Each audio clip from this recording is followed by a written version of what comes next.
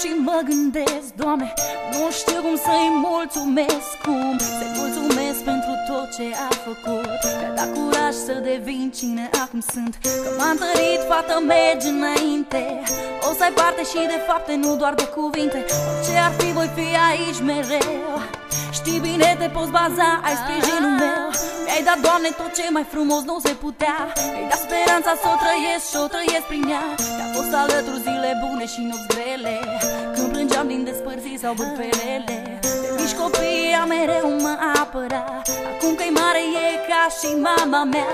Mă alintă, mă răsfață cât se poate și dă și păm să mă trezesc la realitate. Cazi, te ridici, tot ce zici e răbdare. Plângi, te distrugi, vrei să fugi și te doare. Dai tot ce ai și ce n-ai, totuși pare că nu te descurci să le pui lumea la picioare.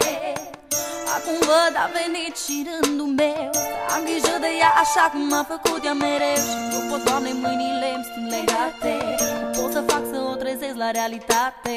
Să pot să spun că viața nu e nedreaptă, să uite tot ce-a fost, că-i fată deșteaptă, că merită tot ce e mai bun.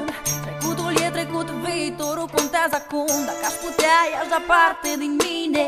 Vreau să o văd zâmbindu-l de fericire, să spun hai că putem să o luăm de la capăt, să dăm peste amintiri așa doar întreacă. Că astăzi ca să te ridici, mâine trece, să-i amintesc că unde-s doi puterea crește, că împreună trecem peste tot, că o prietenie trece și prin foc.